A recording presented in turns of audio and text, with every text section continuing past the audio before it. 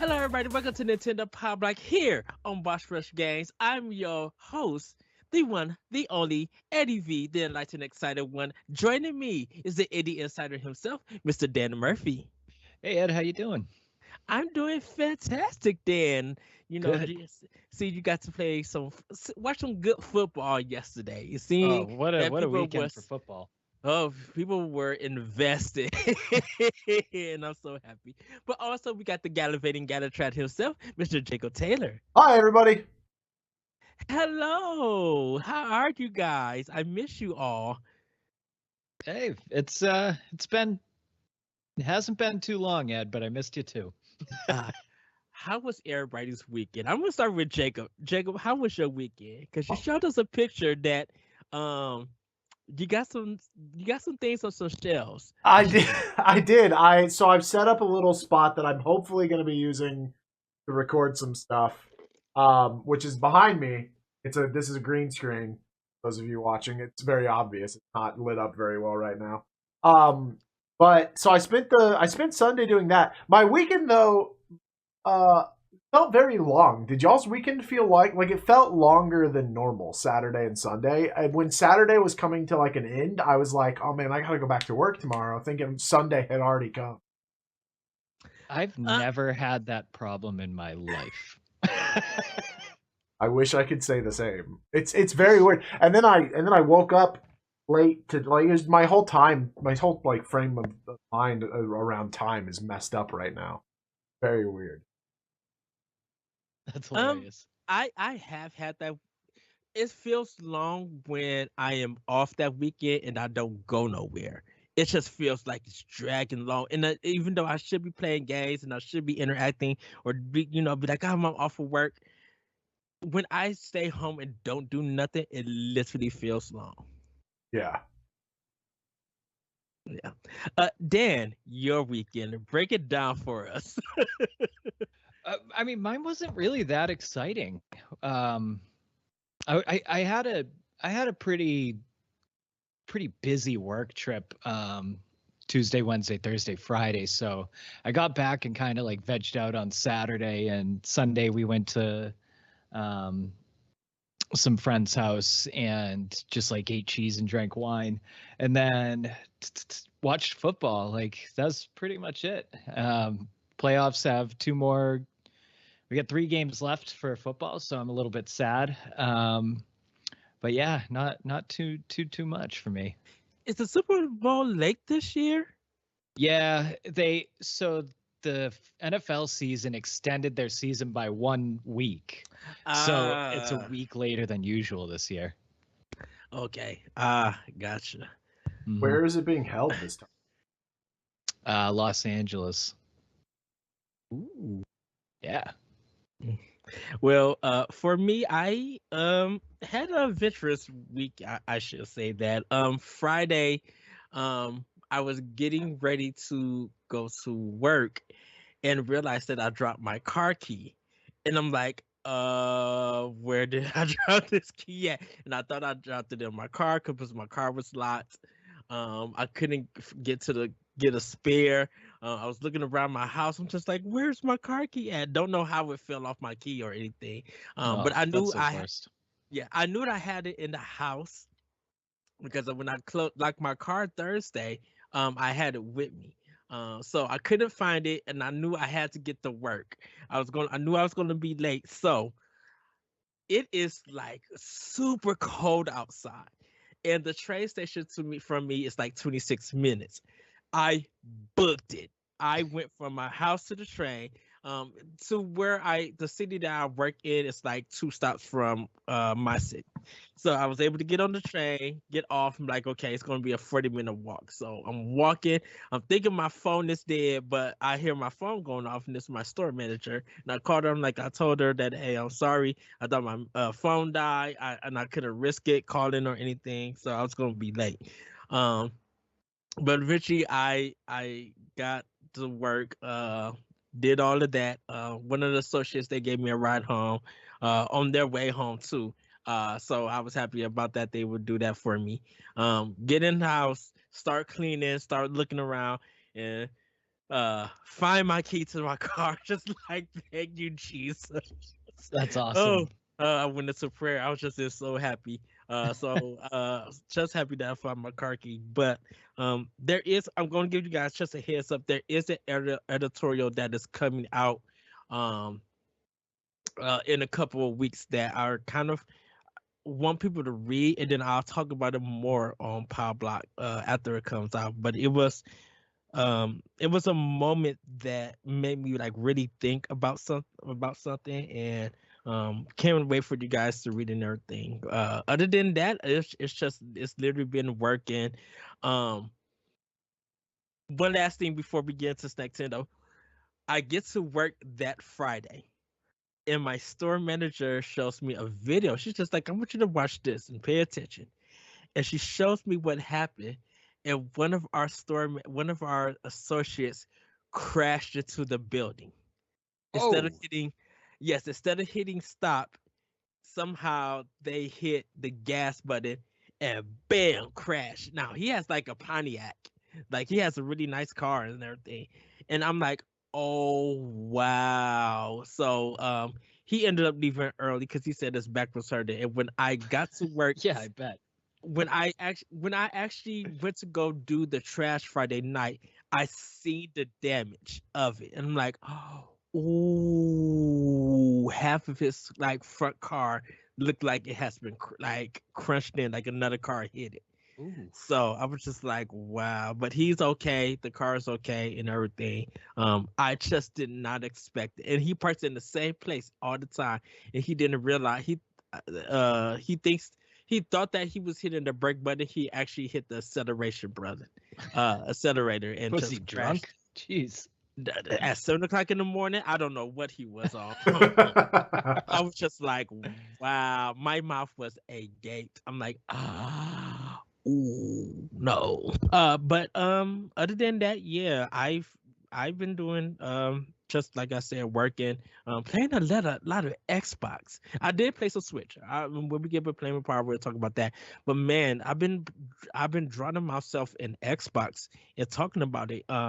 Which we're also going to be touching about in news. Trust me, we're going to talk about some of the big news stories that happened last week. But with that, everybody, let's get into Snacktendo. And I'm actually going to start the Snacktendo because Lay's have once again brought out a new potato chip that I knew nothing about. So it's called Layers. And they have two flavors out. They got the three cheeses and sour cream. And what it is that the chip is kind of round with a middle chip in like connected to it. And it's kind of like three layers of a chip. And it's with a flavor thing. It's trying to be like Fritos, but it doesn't have that Frito taste. It's not that salty. It's really light and really crisp. And trying the sour cream and cheese one, I'm like, I know you try to do like a sour cream Lay's chip, but it's not good. Like it just doesn't taste right. The three cheeses one does do. The three cheeses is delicious. Really good. Had a sub sandwich from our local grocery store, and I actually found the the Pringles pizza flavor. They got them back because in our area they took them out. You can't find them nowhere, but I did find it there. But that's You say pretty much. Pringles pizza flavor? Yeah, have you never Yes. had that? Dude, that's like one of the best Pringles flavors out. Yeah. Wow. It's so good. It's the flavor alone is so good that that's like one of the only chips that I'll lick the flavoring off before eating the chip. It's Yeah. so good. I gotta There- step up my game. I've never heard of that. Oh, that I love the pizza and I love the cheeseburger flavor one. The cheeseburger one is so Okay. good. Cheeseburger flavor? Come on. Man. Yeah, just saying. You know, But yeah, okay. I'm sorry. Go Go ahead, ahead. Ed. Go ahead. Oh no, but that's my snack too though. That's it. Cool. Well, I'll kick in here. So, Ed, I got to try a new flavor of Reese's. This was a Reese's peanut brittle. Have you seen these? I haven't. Yes, I have. Okay, so if you get a chance to try them, man, they are sickly sweet. Like to the point where after I had eaten it, I ate it. I was like a little like I was like, oh man, that was a little too rich for me, in the Reese's department. And I threw the trash away. I washed my hands, kind of just went about my day, and I was sitting in my bed. And I was like, I can still smell it, and like I would get whiffs of it every now and then, and like, Okay. and yeah, and like it wasn't from like my breath or anything because I'd done the whole all the getting ready for bedtime, brushing teeth, all that jazz. But I realized it was where I sat so you know how you get 2 cups in the package. I ate the first cup and I sat the second cup on my dresser, on my nightstand, Mm-hmm. and then went to eat the second cup after I had done that. And like the oils from it had like coated my nightstand where it sat. Oh And no. it was like I was almost to the point of vomiting throughout the night. It was so sickly sweet. It was real bad. So I do not. Aren't you trying to sell your house too? Yeah. Yeah, it comes with a nice Reese's flavor. It does. A beautiful, really sickly sweet peanut butter brittle Reese's. Yeah. Yeah, we had it for Christmas season and it disappeared. Everybody in our store liked it. Oh, dude, I can't stand it. I've never had a Reese's that I don't like until yesterday. Not good. Oh wow. All right. Dan, what has been your snack Nintendo? So I'm getting married in June, and we are in the cake tasting process. So we got to go to Ariel booked this thing where it's like it's a bakery and they just do like a cake tasting. So you sit down, they give you champagne, and they give you like 8 different flavors of cake. She is gluten-free and she doesn't like cake.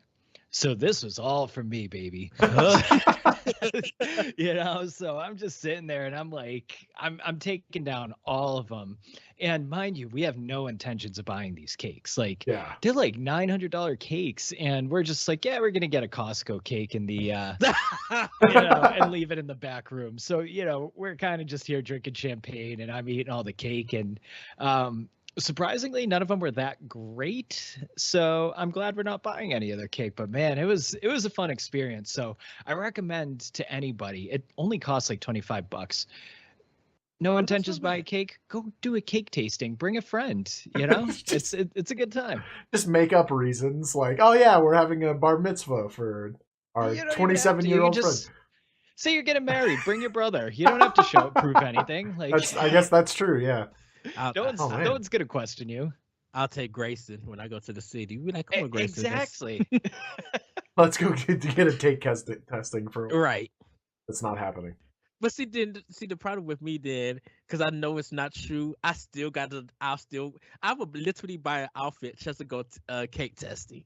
I would literally be like, I need to be beat to the T for the goals. If I'm going to do that. I love that Ed you would have a cake testing outfit. Like this is the only worn at cake testings. It's the most on-brand thing you could for possibly sure. think of. I bought outfits to go to the movies. I bought outfits to go Christmas shopping. I have did some outfits for like different events and stuff that I know I'm going to be in. I would literally get an outfit. I almost was going to do an outfit just for a birthday celebration at an arcade. Was it your birthday? It was not my birthday. Oh it was my somebody god! else's. But I was literally gonna go out to be like, okay, I need to find a shirt. I need to get the shorts. I do it all. Sometimes I end up buying even new shoes just for that one event to do. Easy. I wear the same jeans for everything. I've been to weddings in the same jeans that I wear to work. Like, Well, everybody, that has been our snack today. We're going to get into game fact events, and I got the game fact events. Everybody, this one I kind of keep talking about Project Hammer, and I kind of want to break this down because this stuff is all new to me. Like this, I seen some videos, but I didn't get like this kind of breakdown to it. So, Nintendo Software Technology, a team at Nintendo, began development on Project Hammer (HAMMER). That's the acronym in 2003 for the Wii video game console. The project's internal codename was Mechanics, and it was designed for Nintendo's Western and hardcore gamer market. Unlike classic Nintendo games, the title was brutal and gritty. The game was officially announced at the 2006 E3. Silver Ant, another studio, produced the game's computer animated cutscenes. The project was revised several times, even though it had almost reached completion. In one incarnation, the project became We Crush, with cuter graphics but similar gameplay. A post-mortem from former developers explained that the game's Wii remote motion were never sufficiently enjoyable. The developers blamed the game's failure on the culture and racism of Nintendo Software Technology's senior Japanese leads, who the developers reported as ignoring their input on the cultural interests of the game's Western market. Developers began leaving the team around when the game became the cuter We Crush. The developers reported that the senior staff fired Project Hammer's lead designer and did not take personal ownership of the project's faults. Nintendo of America conducted a eternal review that showed the company's lowest morale scores. The project was finally canceled in 2009. That I did not know until I read it, and I'm like, wait, what? Did not even know, because I remember Project Hammer seeing it at EGM and hearing about it at E3, and I knew it never came out, but I thought that they would take the mechanics to use it for some other game. I didn't know that they had these eternal problems within it because they said people left for creative differences, and now it shows why they end up leaving. What was the name of this game? Project Hammer. Project Hammer. I never heard of this. Yeah. It was going to be like it was kind of their first action style, like almost like Devil May Cry, Bayonetta kind of game. And you had this big hammer, and you would be swinging around to hit the enemies. Gotcha. It looked good, but I think the CGI, like the cutscenes and stuff that they used for it, it looked really good. But I think it was just like in development when they announced it. Yeah. Yeah, that especially for that generation gaming, like that kind of doesn't surprise me that they were not interested in what the Western market wanted. We've seen take a little bit more of a liking the Western market these days, but yeah, back then everything for cute. I mean, that's the Wii and the GameCube were arguably like the peak, not for hardcore gamers. Yeah, I mean, even like the GameCube was bright purple when it came out, Yeah.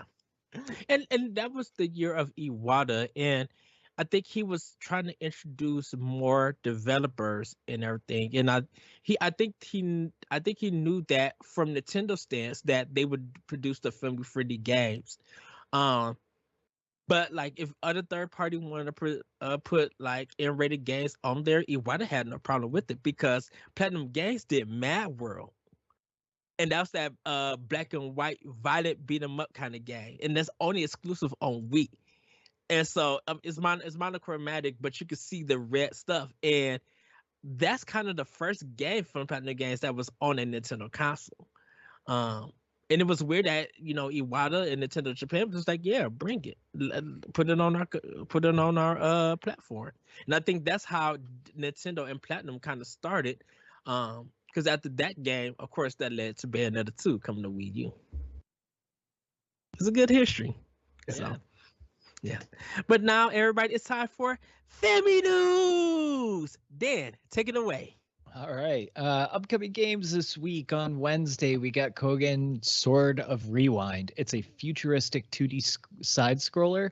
And it has a rewind mechanic on it. So I actually watched like a I watched a video on it, and it kind of reminds me of like the SNES app or the NES app where you can kind of just rewind and replay. So I don't know, that seems pretty easy. But there is a physical release and a demo available for it. So it's called Kogen, Cogen, Sort of Rewind. Then also on Wednesday, we have Froggy Crossing. It's a basic Frogger game for $2.99, and I'm absolutely getting it for $3. I see this game and I fell out laughing. I'm like, what is this? Oh, yeah. Did you look it up? Yes, I did. Oh, it I'm looks just terrible. like, I can't wait to play it. Oh man. Wednesday still. Summertime Madness. This is a single player first person puzzler where you play the role of a painter who has made a deal with the devil. That one's $14.99. The demo is available right now. Thursday we have Pandemic Shooter. This looks like a shovelware game. I don't really need to explain what it is. It's $5. Next game is Unforeseen Incidents. It's a point and click adventure with some lovely hand painted 2D graphics. That's $19.99. And the big boy coming out on Friday, Pokemon Legends Arceus. Guys, which ones are you getting? Pokemon. Pokemon, and then I might have to check out Kogan. I was Yeah. looking it up while you were talking. That looks pretty cool. Yeah, it does look cool. I'm definitely gonna try the demo, and then I'll bet it. I'm getting Froggy Crossing. That's gonna be a blast. Yeah. I don't know. Froggy Crossing's a little steep for me. I might have to avoid that one. Just work overtime. I'm sure. Yeah. Right. 4 minutes will afford it. I wouldn't even spend my Nintendo coins on that. No. So how much have you guys kind of like paid attention to Pokemon Legend Arceus? Have you guys watched like the Nintendo trailers? Have you seen what's been coming out today? We're recording on Monday, by the way, for those listening on Wednesday.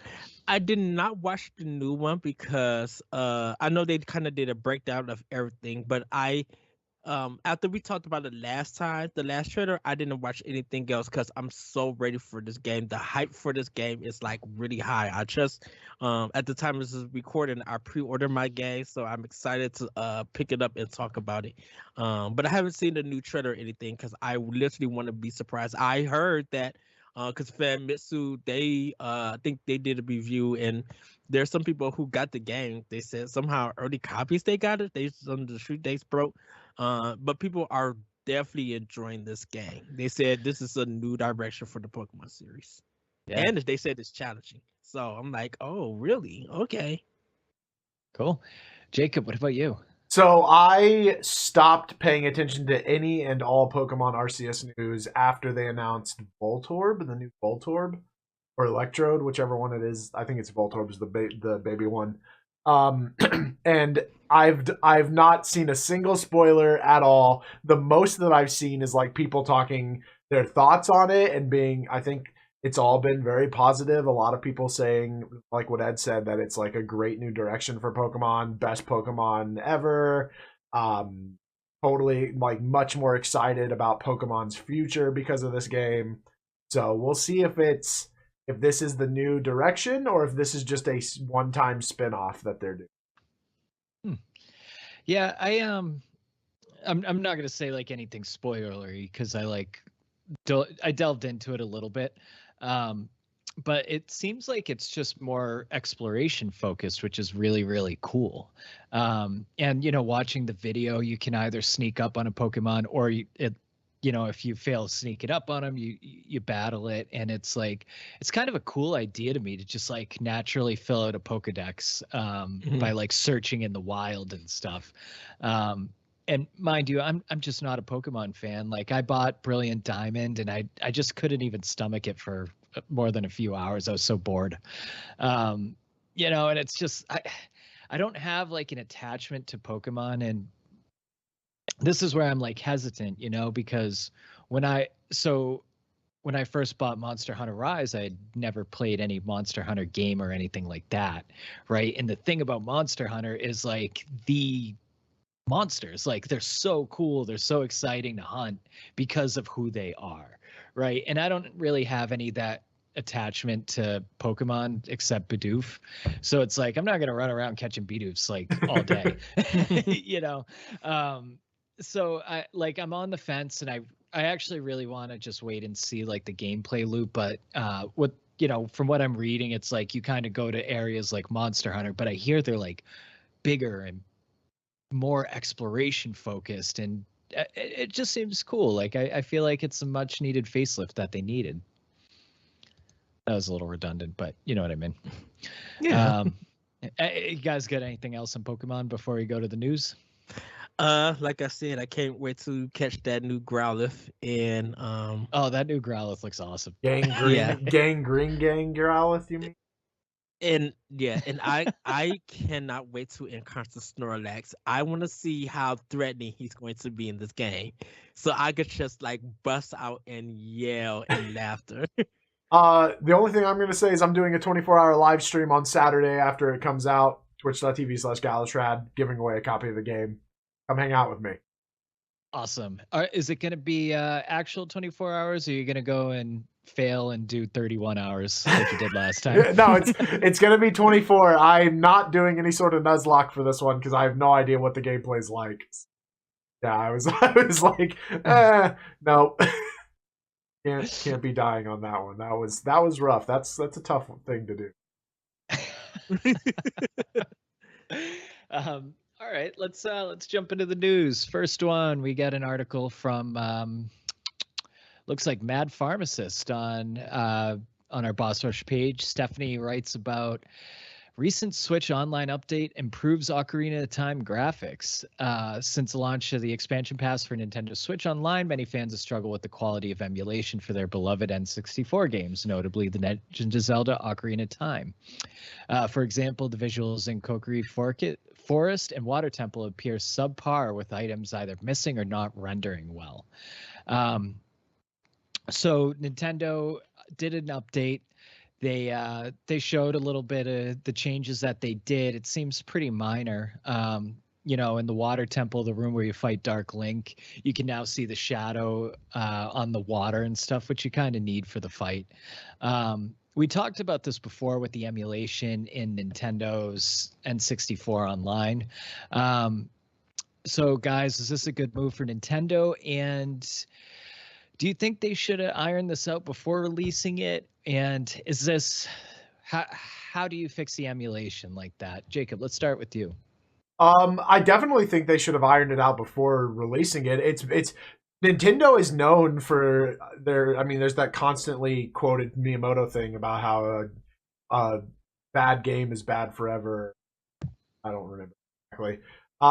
But I think this is nothing but a good sign for Nintendo. The fact that they're even bothering to go in and fix it, because frankly, even when it was like just released and quote unquote at its worst, I saw like responses across the board from people. Some people were like, "No, yeah, it runs just fine, exactly how I remember it," and so other people were like, "The when I hit the button to go forward, it takes 3 minutes before Link moves forward," and it's like, I guess it's just based off of experience. I do kind of wonder why it's so different for everybody. I don't think it's not like there are Switch pros and Switch non-pros out there, so it's not like your version of Switch dictates that.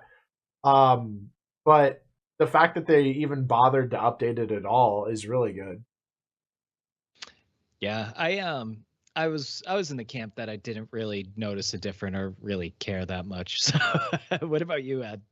I think it's a time thing. They probably just didn't have enough time to fix all the bugs. I kind of just feel like, definitely with them all probably still working from home and not actually at Nintendo still at this time, that they probably just couldn't iron things out. So they were just trying to get this thing rolling when the service gets out rolling. And after, I think they were just like, okay, let's work on the patch, let's get things fixed, and let's make sure that whatever problems that is getting reported, that we go in and fix and everything. So they probably was paying attention to a lot of people who were not making complaints, but who were there was a certain pattern that was being shown about certain areas of the game, and Nintendo went in and went to fix it. And I'm glad that they, it took a while for them to get it done, but they at least they went in and quickly fixed it, and then just leave it there. Because there are some publishers and developers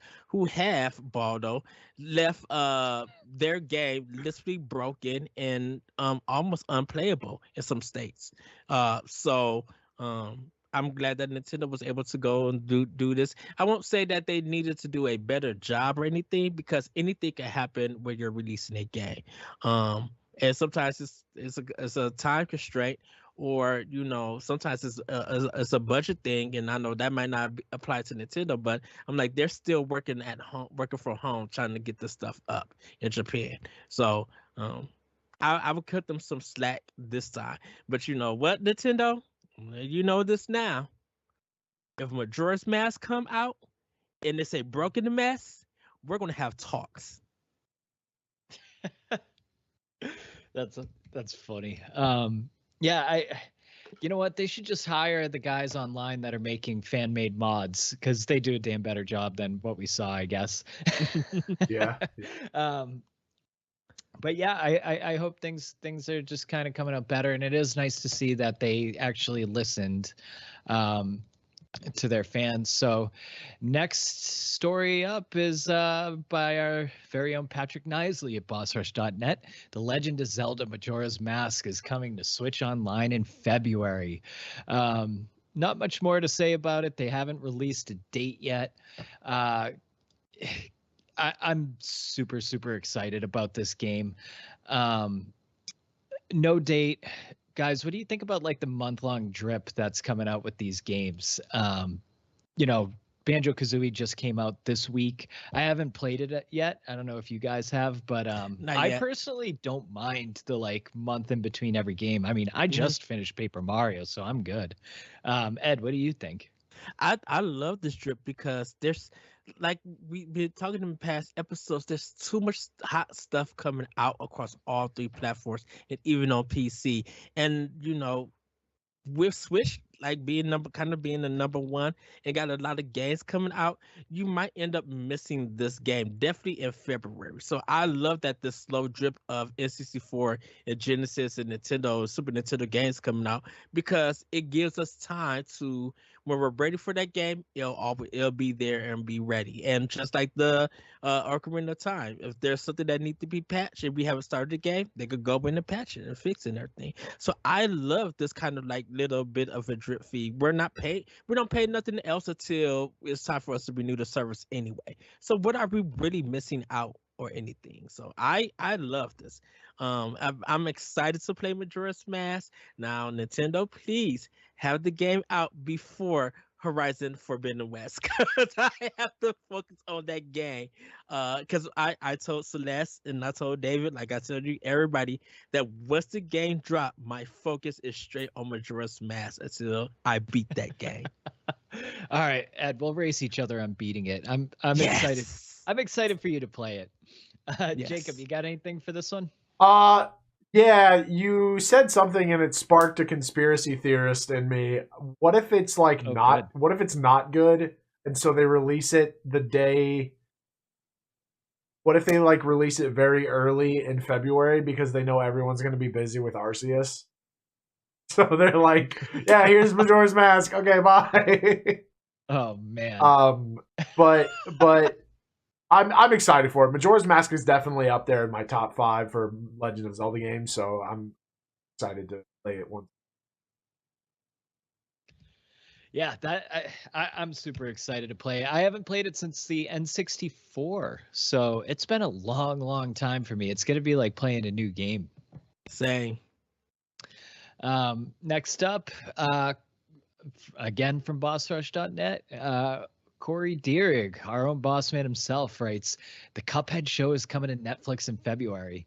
Cuphead was one of the most unique games to grace gamers in the last decade. Its homage to the 1930s animation mixed with incredibly challenging gameplay really created an instantly iconic indie and a must-have for Xbox fans.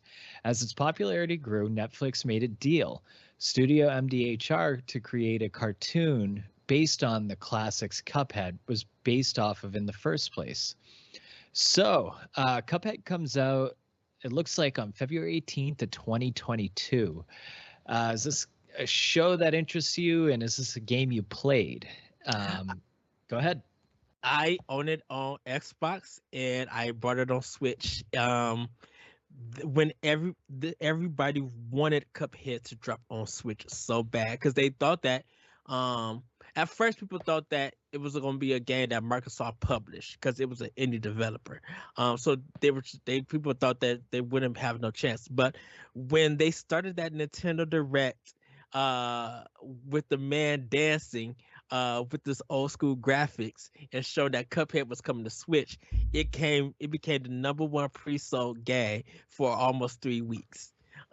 So it's definitely a great game. It's hard. It's contra like of boss rushing through the whole game. So, but as this for the TV show, I'm definitely watching it. I love Cuphead. I love the graphics of the game, and this cartoon just looks right up my alley. Like I probably gonna just binge watch it when it comes out. It's probably gonna be able, you can finish it within like 4 or 5 hours. I don't know how many episodes they're gonna have, but I cannot wait for it to drop. I'm definitely gonna be watching it. I'm probably gonna have my snacks ready, and if it drops at midnight when it comes out, I'll probably be watching it before I go to bed or something. So yeah, I'm excited for this.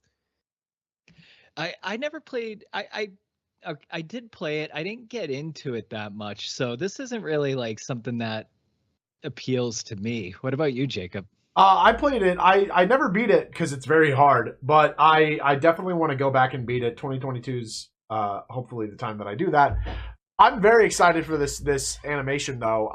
Pokemon released I think it was a YouTube short where it was like kind of the similar style, just that old classic animation. And I love that. I think it's very wacky, super super cool, a lot better than some of the anime going on now. That's the old person in me talking maybe, but but I also really like the fact that, like, how cool is it that this is a game that was based on a cartoon, and now that game has a cartoon that's based on the game that's based on the cartoon in the exact same style. Like, it's come full circle. Well, it's the cartoon was based off the game, but the game uses that old Yeah, Disney style. Yeah. Okay. It reminds me of like the that first Mickey episode. It was like called Tugboat Willie or something. Steamboat Yeah. Willie. Yes, yeah. What was it called? Steamboat Willie. Steamboat Willie Yes. Tugboat. I mean, that's kind of, yeah. Yeah, no, I'm really excited about this. I plan very much to binge watch it as soon as it comes out because I think it'll just be crazy. Plus, like, the world of Cuphead, so because it is just very much like a boss rush with a few levels of platforming here and there, the world is so wonderfully created that, like, it's going to be really exciting, and I hope that the developers of the game have had a lot of input on the story behind this. Oh, I can't wait to hear the music in the TV show. Yeah. Yeah, it's gonna be cool. I'll probably end up checking it out, even though, you know, I didn't really care for the game too much. But next story is free Switch Online trials are available to My Nintendo members in North America. 7-day for the price of 0 platinum points. So you can basically just go on and use platinum points to get Nintendo Switch Online.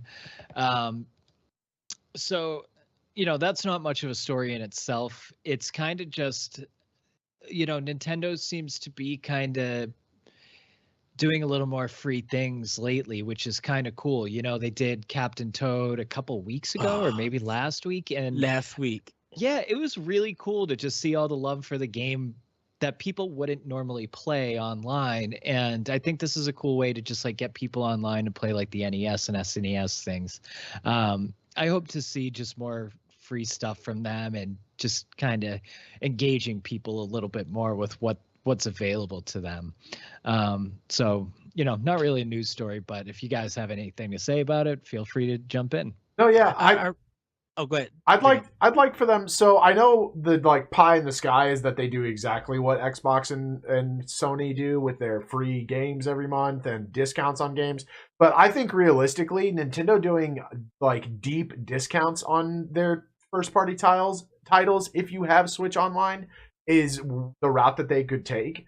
And I, as somebody who buys all digital, I very much look forward to that. Like I hope that we enter a world where I can get, $20 off a first party title because I have Switch Online. Like that would be so wonderful. And I think that's much more, like I said, much more realistic than if they ever do just a full free game. However, because they've been doing so much more free stuff, I think that they're kind of trending towards that concept, right? Like of maybe it'll be games that all of us already own, so it won't really be any help to us. But like, shout out to all the new people that have got a Switch and now they have a new game to play. Like that'll be so cool. Yeah. I think, and I know with a lot of discounts, because sometimes at Target they'll have like take 10 or 20% off a gift card. And I think now because the Nintendo Switch Online is getting bigger, it'll be good to walk into Best Buy or Target and see that, hey, if you want a whole year of Nintendo Switch Online, we got a discount or a percentage going on, a 20% off that you guys could get. And all you got to do is just buy the card. So I could see them doing more advertising and marketing thing for this. So I'll be excited to see. Yeah. It's just all cool stuff all around. And now our last topic. This one's kind of just gonna segue us right into docked mode. But so Microsoft, I don't even know if this number is real. Microsoft buys Activision Blizzard for $70 billion. Microsoft announced that they will be buying the mega publisher Activision Blizzard for roughly $70 billion. This article is by Corey Dierig on BossRush.net. In the post written by CEO of Xbox Gaming himself, Phil Spencer, he stated that they are incredibly excited to have the chance to work with the amazing, talented, dedicated people across Activision Publishing, Blizzard Entertainment, Beenox Demonware, Digital Legends, High Moon Studios, Infinity Ward King, Major League Gaming, Radical Entertainment, Raven Software, Sledgehammer Games, Toys for Bob, Treyarch, and every team across Activision Blizzard. This means Microsoft will now own franchises like Diablo, Crash Bandicoot, Spyro the Dragon, Overwatch, StarCraft, Warcraft, Candy Crush, Pitfall, and of course, the big one, Call of Duty.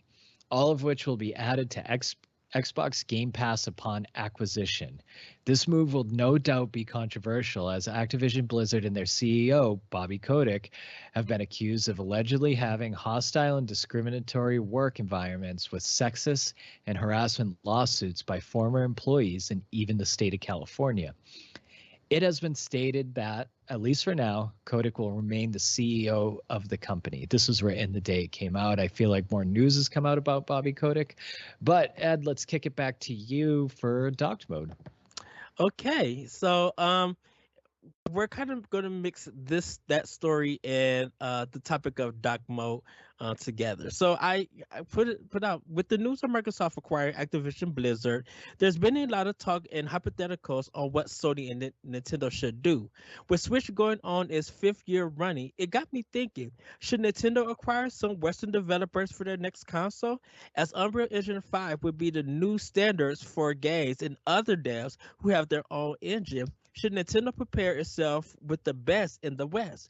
You ready, Elite Block agents? Let's go!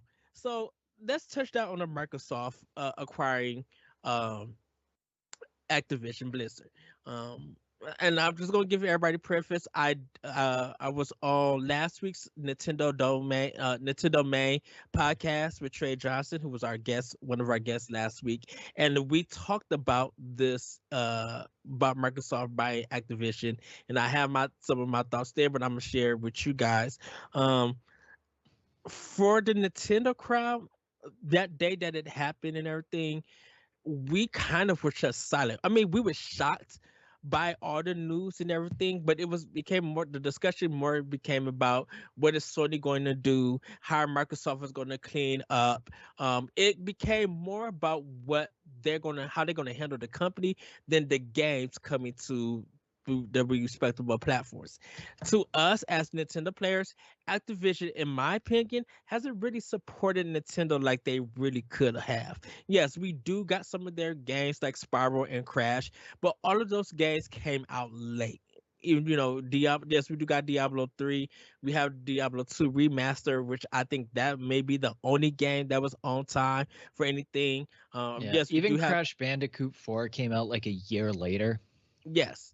So it's like Activision kind of treated Nintendo as an afterthought and everything. And they haven't made anything from the ground up for Nintendo Switch and the Nintendo and the player base. A lot of us, we look at Activision coming to our platform or our chosen platform on Nintendo. It's just like this is more of an afterthought, and excuse me, we already played better versions of this on other platforms or even PC.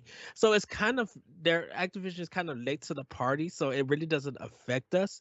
Um, to see what Activision and Microsoft is going to do, we'll see what happens first. I know for us on the Nintendo side, we're just going to sit back and see how that gets handled while we enjoy the games that Nintendo, indies, and other third parties release on the platform. But I'm heading over to you, Dan. What did you think about the story when you heard of it? I thought initially, does $70 billion exist? That like that number just doesn't seem real to me. You know what I mean? I'm thinking of like just an ROI on it. It's like, how are you making that kind of money back? But Microsoft just has so much money.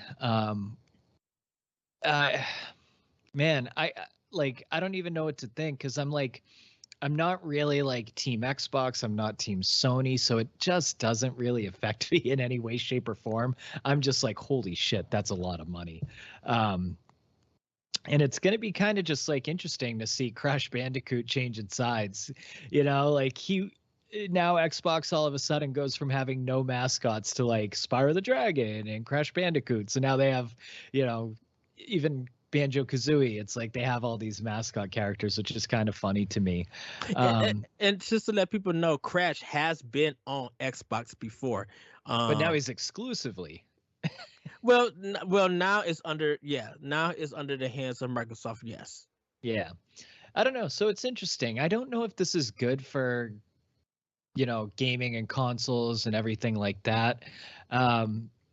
It'll be interesting to me to see if Call of Duty is now an Xbox exclusive, because I have, outside of you guys, like all of my friends, every single one of them, they literally only play Madden, NBA 2K, and Call of Duty on their PlayStations. Not their Xboxes, their PlayStations.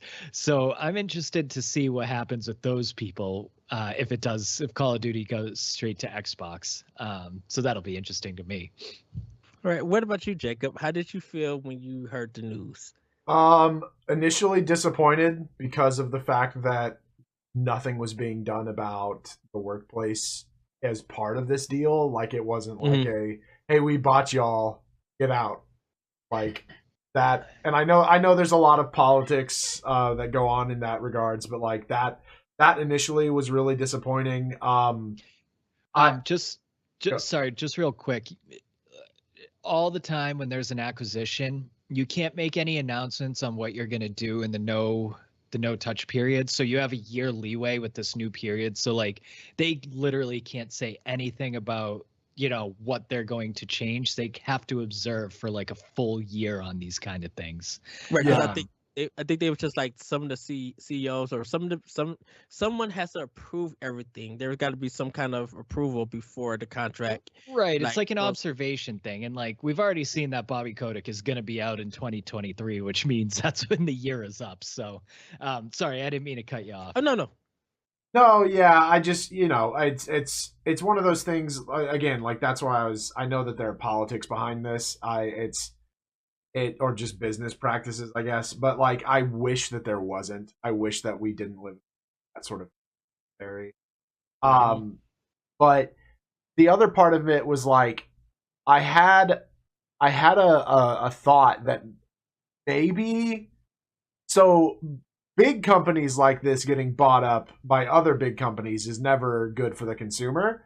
Smaller companies, you can have second parties and things like that, but big companies like this is never good for the consumer. And I had a thought that maybe it could be if Microsoft decides, because their whole thing is to get the Xbox service everywhere, right? Like they've been championing that for a while now.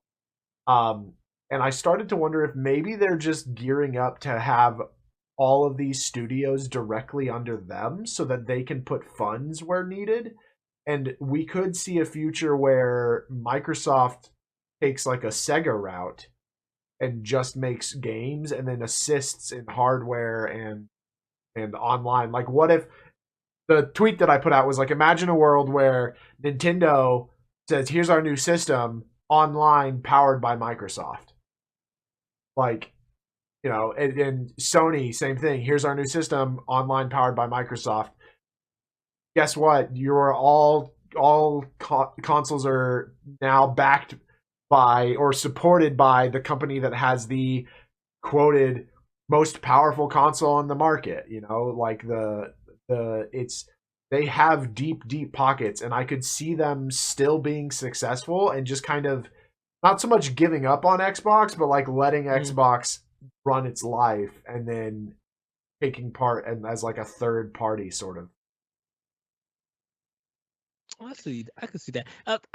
I think the one thing that I seen it as this. So when they bought ZeniMax, I think that was a power move. When they bought Activision, that was a business move because of probably what was going on. It it it kind of got me thinking. And the reason why I made this doc roll was because while I was talking to Trey and his crew, I mentioned that it's weird that they're buying all of these Western developers because Microsoft is like really known better in the West than in the East, in Japan and Asia. They really just by the looks of it, and I'm just an outside looking in, it looks like there's not much ground that Microsoft has in Asia, anything. So Activision, Blizzard, maybe World of Warcraft might appeal to them. But the problem is, definitely here in America, Final Fantasy 14 has been kicking the tail out of World of Warcraft. There's been more talk and sales of Final Fantasy 14, and that game got remade to what it was. So bad when it came so out. Yes. and now it's amazing.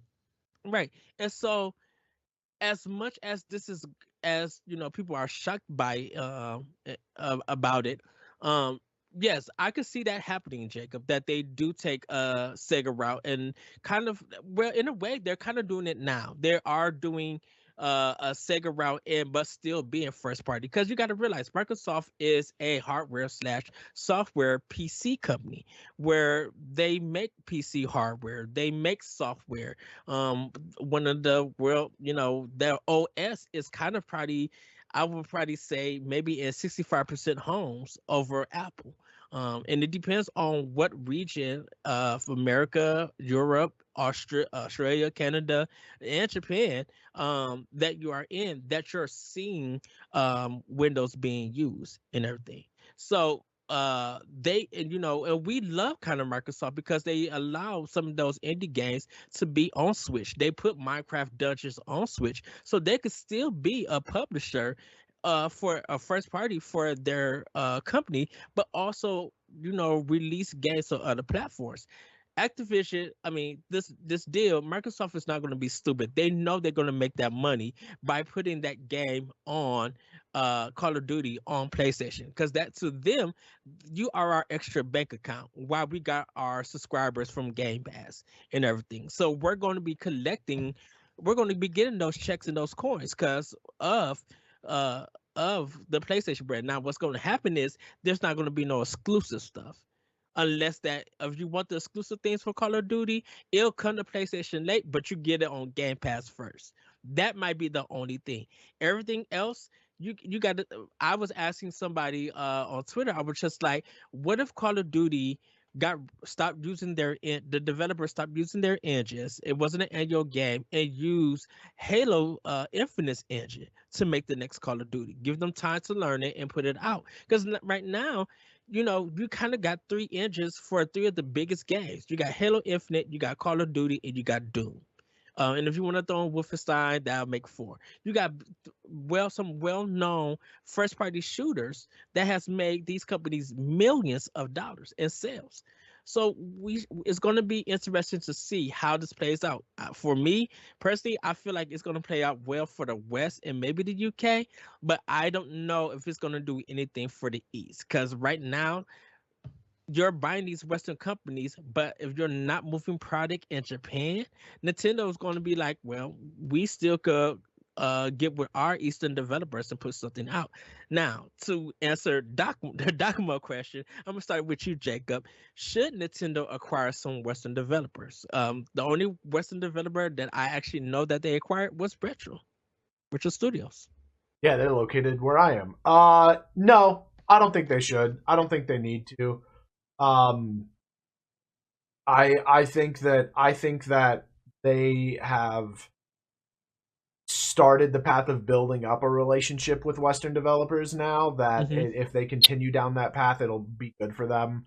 And I just don't see, similar to like, I don't think that Microsoft should ever buy any Japanese studios, any studios, because it they're just not there. There's not, no one's buying an Xbox over there, and one game, two games, however many games is not going to make people suddenly switch sides. Like, that would be such a long process that it's easier to just focus on what they have, because it's not like they're losing money in that area.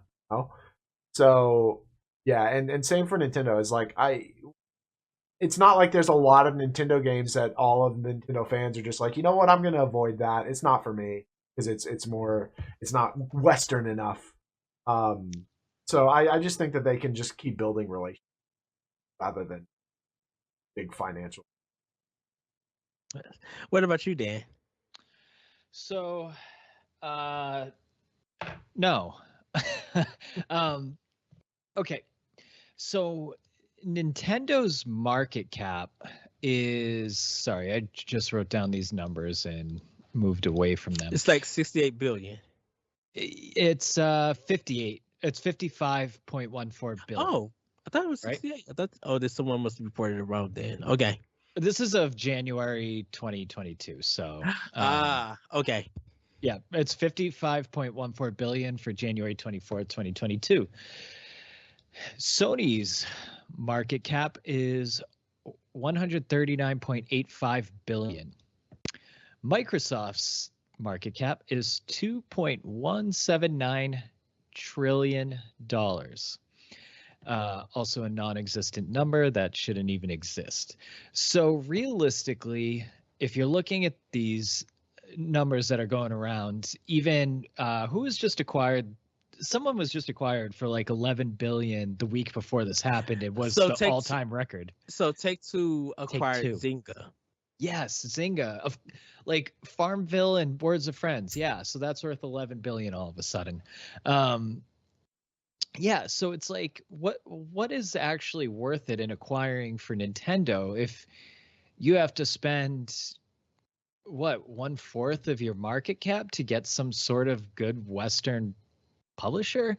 I mean, Nintendo's never really into this big hardware. They're not into anything like that. Like, acquiring a studio like Grezzo and giving them financial support makes way more sense for a Nintendo acquisition than anything else in the Western market at the moment. So no, don't go out and just buy something because Microsoft is. And this also goes to prove that Nintendo doesn't have competition right now, right? Sony and Microsoft are butting heads. They have competition with each other. Nintendo, they're their own jam. They're just doing their own thing. They're kicking back while everybody else is fighting. So like, no, Nintendo, sit, do your thing, keep keep selling these Switches because you're gonna beat the Wii soon. None of it makes sense to me. So I mean, what do you think, Ed? You seem to have some hotter takes than usual. So I think I agree with you guys both. They shouldn't, but I think for their next console, when they get ready, whatever that may be, they may be thinking of, we want to make sure that we do have the best. So they probably will team. I think they're going to team up with some Western developers, because like right now, like Jacob, you mentioned they're starting to do it. Look at Way Forward. They partnered up with Way Forward to make that one game out that Beyblade game, I believe. And whatever you take that as, you take it as that. But they teaming up with Way Forward again to make a Vest Wars 1 and 2 reboot. And it's always worked for them when Nintendo has teamed up with these developers to make games for their platform exclusively, because we know that there's going to be some good quality that comes out of it. I agree with you, Dan. They don't need to acquire them because Nintendo doesn't need the best of the West. A lot of the best stuff that comes from the West is still struggling. Look at, not to knock EA or anything, but look at Battlefield 2042. They hyped that game up to be this big 100 players and wind effects, and that game is struggling on consoles and PC. And so the thing is, EA has shot themselves in the foot over and over and over the last 10 years. Yeah, it's no surprise. Yeah, but I think like EA is kind of one of the biggest companies, along with Activision, that and Ubisoft. Well, not Ubisoft. Well known right here in the West, in America, and everything. And I think Nintendo's just like, we're not in for having the prettiest graphics, the best cutscenes, or have the edgiest of technologies. Because the thing about it is, you can have all of that and still have problems in an unsatisfactory game. You could sell millions, but then half of those millions are GameStop as trade-ins. We want to make games that kind of reflect our work and make sure that you enjoy and have classics. And they want to make their stuff more memorable, because yes, here at Boss Rush, we do have a lot of Nintendo games, but we also got PC, Xbox, and Sony players too. And most of the conversations that we do have a lot, is around Nintendo, more of Nintendo than it is about Microsoft or anything. Like, when have we actually had a big discussion before this acquisition about Xbox games? What have we been able, as a community, I should say, that we have had it? We still talk a lot about Nintendo and past Nintendo games. So I think Nintendo doesn't need to acquire. I think what they're satisfying working with Japanese developers, and hopefully they continue to reach out and work with more well-known Western developers. Go work with Yacht Club. Go work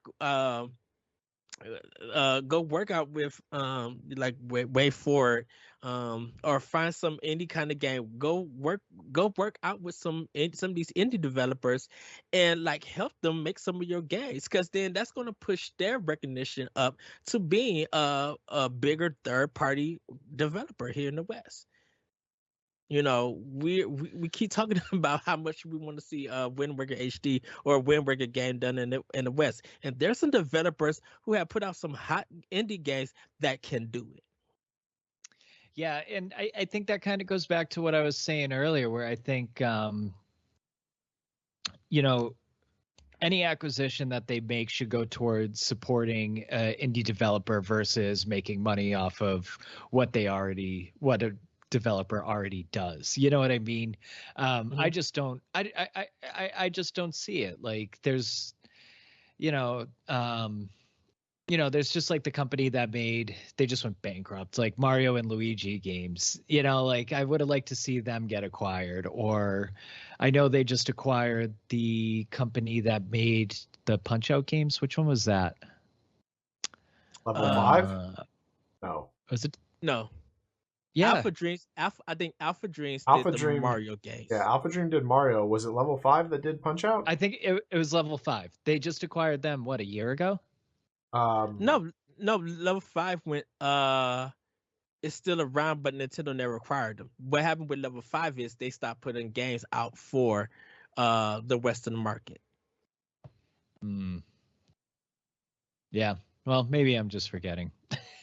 But yeah, I don't know. I just want to see more of like support for a developer through acquisition rather than just doing it to Next Level was the name of the Yes, yeah. developer. Yes, Yeah. that's Next it. Level. There we go. Yes.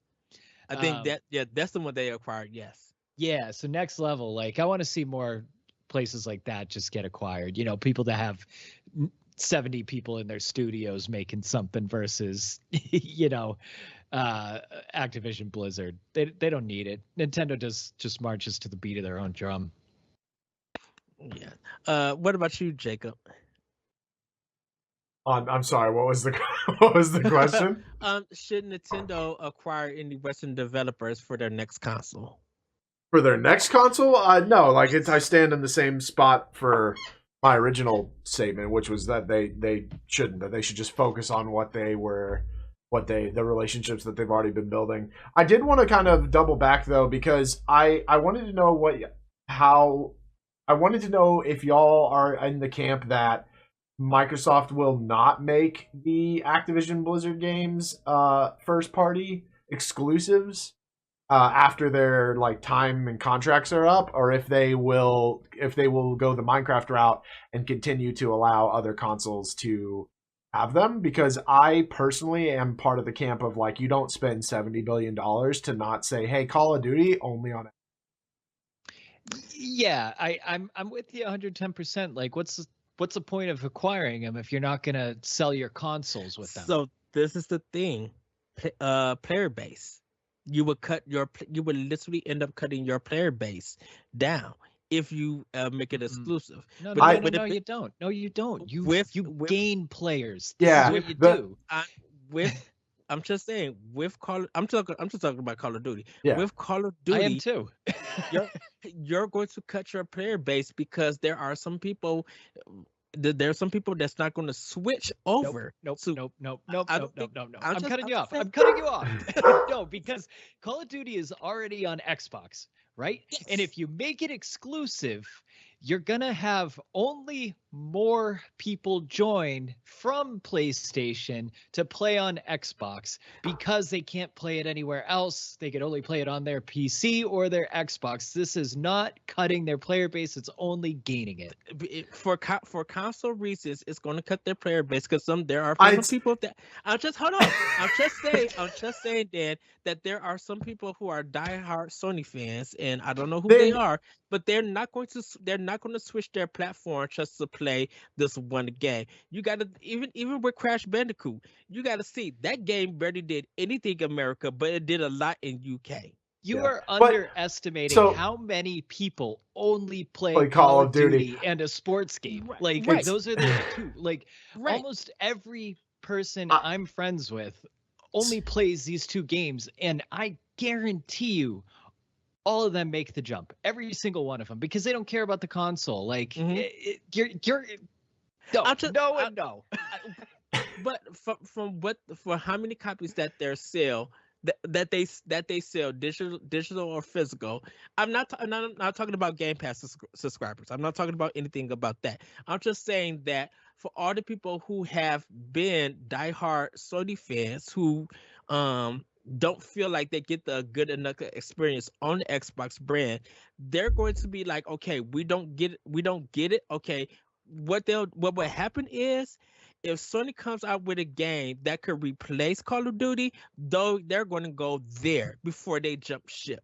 They're going to find, trust me, they're going to find a way. There's going to be a first party game that comes out that literally replaces it. Trust me. If Battlefield gets up to a top-notch online game, the Sony fans are going to go there, and Call of Duty is going to just be whatever on PC and Xbox. Hold on. We're in an era where people aren't being able to pick up PlayStations. They're not. Yeah. You know what I mean? Like it's in this era where nobody's able to pick up PlayStations. If you can readily available get an Xbox, which they seem much easier to get, they're going to jump ship. And not only that, there are a lot of people that have both systems, Xbox and PlayStation, of Yeah. course they're gonna just get it for Xbox instead of PlayStation when they would have maybe gotten it for PlayStation. Like Right. there's And no chance, no shot in hell that they lose any player base if they make it an Xbox exclusive. And even if they only gain 15% of that player base, that is more money in Xbox pockets. And there's also people that have it for PC or people that have PlayStation and PC, so they just get it for their PC. You know, right. these So, are things to take into consideration. There's 0% chance it but cuts their player base or limits them. it's going to be, it would be interesting to see the diehard Sony fans who only played Call of Duty on PlayStation to see them switch to PC. I would love to see when that actually happens. If they make Call of Duty exclusive, I would love to see how much of the PC player base jumps from Sony, because like I said, there's just going to be some people who are not. I think I'm speaking more of when the systems become more available with Series X, S, PlayStation 5. When it becomes more available, like it's a regular thing.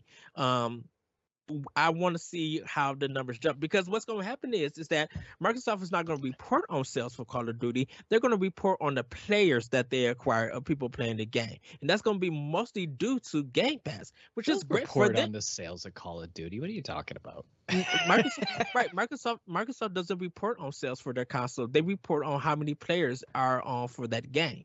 They don't, because when Halo Infinite came out, anytime a game comes out on Game Pass from Microsoft, they report more on about the people that they play on them, that's playing that game through Game Pass, than they are doing sale numbers. So what's going to end up happening is, if there is a big jump spike in Call of Duty being exclusive on Xbox, they're going to report on the numbers of people who are playing it than they are going to be reporting on sales. And because Activision has always reported on sales about Call of Duty. Okay, so Jacob, you got anything on this?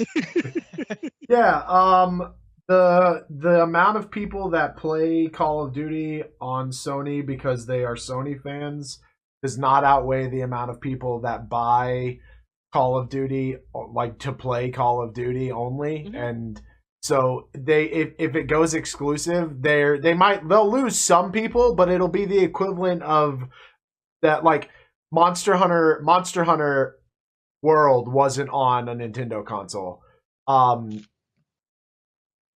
I still don't own that console, the consoles that it was on.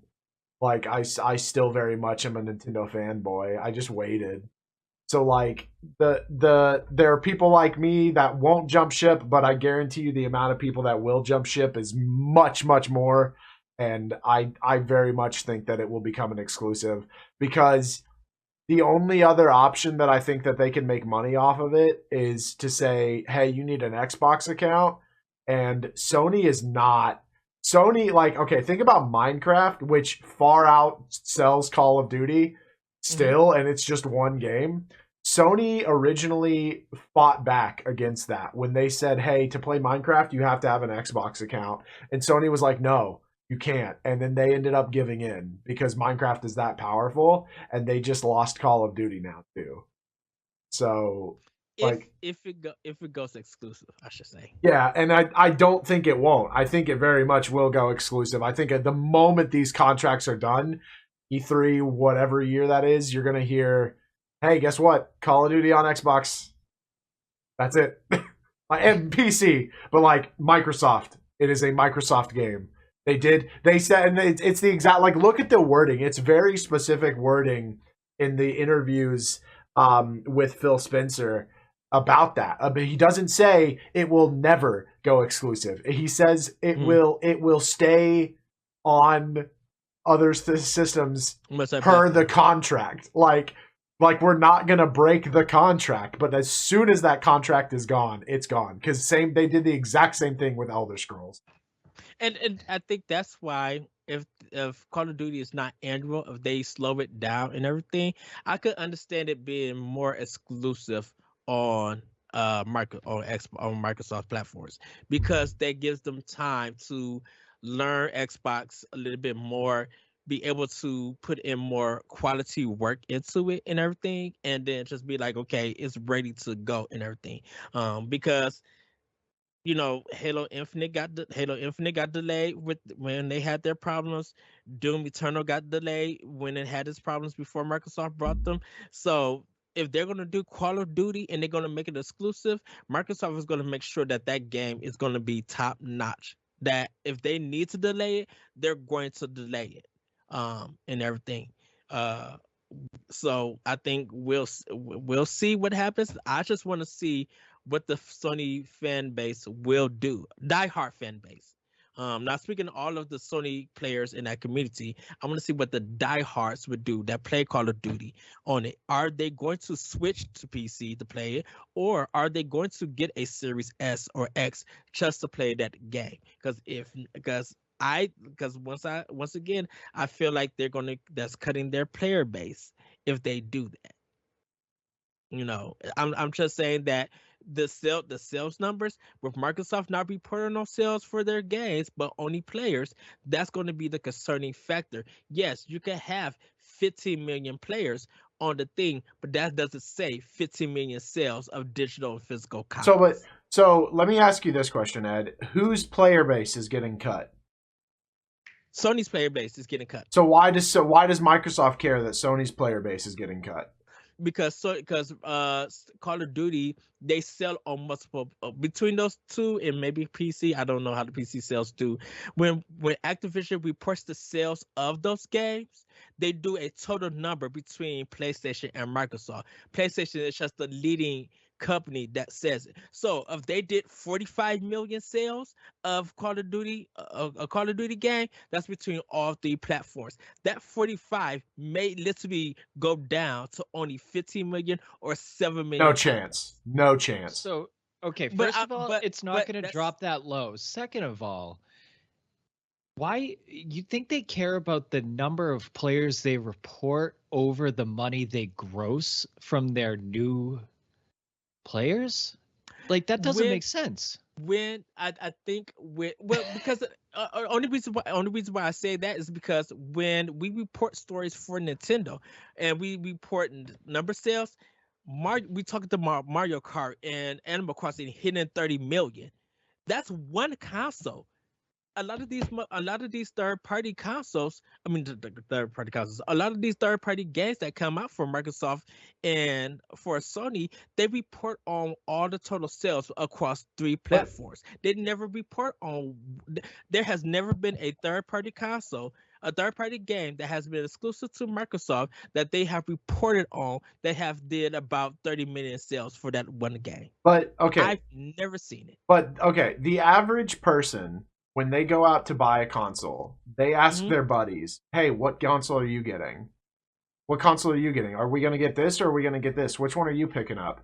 And so if Microsoft comes out and says, Call of Duty, only on Xbox, all those buddies that play Call of Duty, oh man, we're getting Xbox. So now everyone's getting Xbox. And so they've gained console sales and they're still going to get the game sale. They'll get the console, but they'll just go ahead and get Game Pass. Now that the Game Pass thing is going to make Microsoft. That's where the money's going to come from. But reporting on sales of a game, Microsoft doesn't do that no more. They report on the players that's playing their game. But so if they're driving more people to buy Game Pass, then they're still making more money than if they let somebody else buy the game. Which is fine. But I'm thinking that instead of that, getting Game Pass and physical and digital sales, it's going to make some good money, good revenue for Microsoft. If you were able to get that, if Microsoft was able to get that from a business standpoint, why would you cut off straight on sale number revenue profits coming in, then just your Game Pass subscriptions? That's why I use the example of that. When Activision Activision reports on sales or whatever, I'm just using 45 million copies as an example across three platforms. If you besides PC, because I don't know how, like I said, I don't know that number, but if they went for it, just use an example of that's why I said 45 million sales to 7 million players or 15 million players or anything, because we don't know what the sale numbers is going to be on Xbox and Windows Meet and Windows. We don't know if they're going to put that on Steam or Epic Games. Don't know what they're going to do for the PC market with that after this acquisition, and if they go exclusive and everything. I'm just saying that, seeing it from that perspective, you're cutting a fan base, because if you don't support the Sony community with this game or with that series and stuff, you're missing out on a lot of money that from PlayStation that you could get full profit, full revenue, is what I'm saying. They're just getting subscription money every month. It's just what I'm saying, and that's why I use Nintendo. That using Nintendo, that when we report on Nintendo and everything, if they're doing million sales, we report on their physical and digital sales, and most of that stuff for Nintendo are physical sales. And Microsoft doesn't do any of that. So what does a 50 million player base really mean for Microsoft for a Call of Duty game? You're out of your element, Ed. You're out of It's your my element. it's a hot take from me. I'm known for hot Yeah, my takes, computer's overheating. It's ridiculous. but I'm just like, that's why I said, if that happens, I want to see how that number affects, because the thing about it is, I would say this: go back and look at some of the stories that Activision has reported about sales for Call of Duty, put them, bookmark them, put them on hold, and then let's see what happens when that game goes exclusive to Microsoft in this Game Pass and maybe physical digital for whatever reason. I don't know how, like I said, I don't know PC, or if they're gonna do Windows and Steam. I don't know how all that's gonna play out, or in Epic Games. I don't know how that's all gonna play out until it goes live, until it actually happens. And if there's a difference between sales and subscribers, that would literally explain what I'm trying to express. I guess. I'm sorry. But any last words? Jacob, Dan, I love you guys. Community, I love you. I know I'm doing a hot take, but I'm It's I'm outside and in. it's I'm not viewing from even that. it's not even a hot take. I'm just trying to figure out the like mental gymnastics that you're doing, man, because I just can't see a way where they cut any profit of it at all. It's objectively wrong. it just is. Like, there's no possible I way. I see in like I understand how like in theoreticals what you're saying makes sense, but how that would ever translate to a real life situation just doesn't make sense. And that's why I said, when it happens, I would like to see. That's why I said bookmark some of the stories from the Activision side of reporting sale numbers, and then let's compare it to what would happen, or what happens when they make it Xbox or Microsoft exclusive. When it's not on any of Sony's platforms, that you only could choose PC and maybe Windows 10, maybe it don't drop on Steam or Epic Games. Don't know about that, but let's see how it does on Xbox. Not so much, like I said, not so much sale numbers. It's going to be more Game Pass numbers, because everybody's going to play it on Game Pass. And if they get I don't know what service they're going to subscribe. They're going to do the Ultimate or original, but what I would love to see how that goes and everything. Well, Because then to them, for a lot of the people who are going to play Call of Duty, now this is a true uh game service that's going to happen with Call of Duty, because they could just drop the multiplayer mode for free. They literally could drop the multiplayer mode for free, like they did Halo Infinite. But if you want the full experience, like with cosmetics, the campaign, and all of that stuff, if people who do care about that, cutting it from Sony is going to be worrisome. But I would love to see how that plays out compared to it being on Game Pass and the physical digital sales on Xbox. listen, I'm just excited for in 2024 when Microsoft announced that Call of Duty is bro. Hey, I said, I would love to have a Call of Duty on Switch that is completely different than what that series is known for. I think Microsoft and maybe Infinity Ward or Treyarch can build something up fresh and original that feels literally different for Nintendo players, and they would see the profits from the sales because they'll be like, oh, this looks good, plays good. They went with a different style. Maybe I will give them $60 to give this game a try. It happened with The Witcher 3, and that did numbers. And you know how The Witcher 3 don't look all that great. But people went in, purchased the game, and beat The Witcher 3 on Switch than any other platform. I'm just saying. So, any last words? No. Good. No, I mean, no last words for me. I think if we just kind of bring it back to Nintendo, I think this just isn't their market. It proves that they're not in competition with anybody right now. Exactly. Yeah, and it doesn't make sense. Nintendo just knows what they do well, and they're going to continue to do it. Right, and they're going to try to innovate. They're a company that likes to innovate and make games for their platform. And if there's not going to be no wrestling companies who's going to be doing that, Nintendo's fine. They'll be like, we'll give you some development money, just make us an exclusive game. Platinum, Bandai Namco, Koei Tecmo, we got some deals with you. Yeah. You too, Mercury Steam, come on over here. Well, everybody, that has been our Dog Mo. That was a hot and spicy take on that one. Let's get into playing with power. Dan, what have you been playing with power?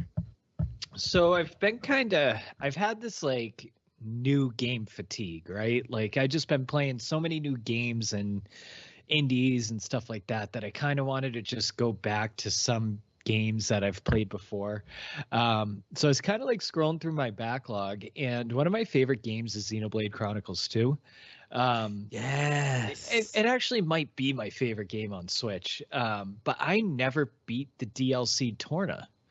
Ooh. Yeah, and I have it. So I ended up just going back into it, and I only played like 20 minutes into the DLC, but I've been playing it, and oh my god, it's amazing. Like this is what a DLC should be, right? Like it's basically its own game in itself. It has its own characters, its own story. It takes place 500 years prior to what Xenoblade 2 was. So it even like changes the battle system. It has new music, it has new areas. Like it feels like, it's an entirely new game, but it still very much feels like you're playing Xenoblade 2, which in my opinion makes that the perfect DLC. I'm probably about 15 hours into it, and it is like unreal. I love the battle system in it. It's not as convoluted as Xenoblade 2's was, even though I loved that one. It's a little easier to pick up, which they needed to do for a DLC, which is a shorter game. So that has been just incredible, and I think when I finish that, I'm going to probably just play through Xenoblade 2 again on the New Game Plus. Yes. Yeah, which it's awesome. It's awesome. Did you end up beating it, Ed, or was it too much? No, I'm about to go and revisit it and finish it up. It's just so much I've been playing, but I've been working at Xenoblade and Xenoblade 2, Nice. like balance them out. And I think I'm just gonna like literally sit down. Can't wait till I finally get a vacation. Literally sit down, not really go nowhere, and focus on those two games because they're just so good. Like Xenoblade 2 is really good. And I was Xenoblade 2 making is a beast. Yeah, I was making progress, but I was getting my tail beat. So it's like, okay. And then once that battle system clicks, like it's such an easier game, and it's so satisfying just demolishing bosses. Yes. And then Xenoblade Chronicles, I'm gonna sit down and just be like, okay, I need to focus on this. No other game comes out, no shiny game, and he focus on Xenoblade. So yeah, I'll be returning those soon. Yeah. So I just been playing Torna. I've been playing Picross S7, which came out a couple weeks ago. I'm cruising through that. I've finished Picross S1, 2, 3, 4. I still need to pick up 5, and I finished 6. And that's it. Those are the only 2 games for me. All right, Jacob, what have you been playing with power? Yeah, so 2022 is all about busting my backlog this year. I'm focusing on completing games 100% so that I can just like cross them off my list and not have to play them ever again, unless I just want to go back and play them. Um, so I've been slowly working through Mario Kart, getting all of the gold stuff because I lost my save file. So getting all the gold trophies, beating all the time trials, getting all the coins, that sort of thing. Nice. I've 100%ed the messenger. I think I mentioned that last week. But now, rather than go on to something that I should be playing, I started Shin Megami Tensei 5. So Yes. that'll be the game. I like to because I stream all the time. I like to have a game that I play like just for me. That's what the messenger was. And so Shin Megami Tensei 5 is going to be that. I'm not going to play it on stream at all. It's just going to be for my enjoyment. So I'm looking forward to hundreds of hours in. How far into it are you so far? So I literally just beat the first like combat thing. I started it during like right after work before I left work. Oh, like the first exploration area you're in? Yeah. Like I just started it. Oh, nice. Oh, nice. Yep. All right.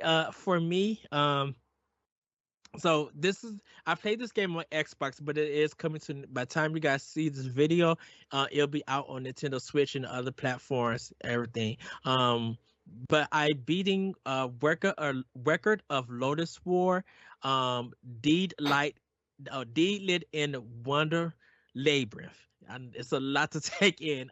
It's a Metroidvania game, really styled after Symphony of the Night, and I just beat it.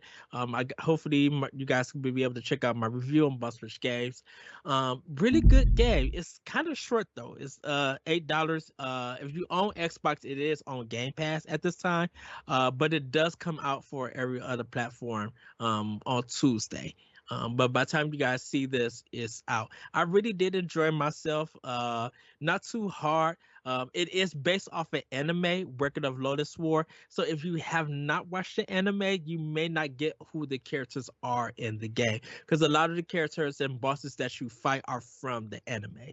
Um, it does a nice kind of polarity system. So if anyone who knows what that is, if you play Ikaruga, you could be one color and the opposite color is weak against it, or is strong against your color and destroy you or hurt you. So if you're in this one, they do blue to represent wind, and they do red to represent fire. So blue fighting against red and vice versa is what it is. But if you do blue versus blue, it guards, and if you do red versus red, it guards and everything. So you got to figure out which decision is best.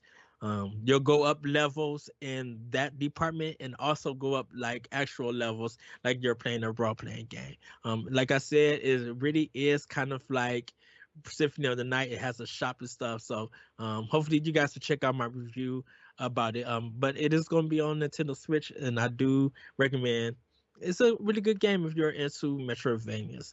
And also playing Nobody Saves the World on Xbox. Hopefully that game comes to Switch also, because this is by Drinkbox, the company who made Guacamelee.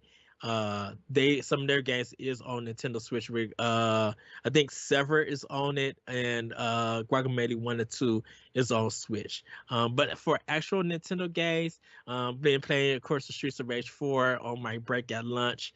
About to start Neo, The World Ends With You, and getting ready to literally put in Monster Hunter Rise, because I got to get ready for the DLC. I am then going to be starting Bravely Default 2 and Monster Hunter Stories 2. Continue on that. That sounds like you got a lot on your plate if you're playing all that. I do, because like literally I got to get stuff done outside of Horizon Forbidden West. I got to get stuff done before Chocobo Racing and Triangle Strategy. Triangle Strategy is going to take me a long time, and I'm just like, I got to have this game good and ready to go before I hit Kirby. And then whatever they decide to release Advance Wars, please do it in April. Nintendo, I'll be fine. Give me some damn months so I can be playing all of these JRPGs because there is a lot to play. And playing Crisis Tales also on Switch, getting further into that. Really enjoying that game also.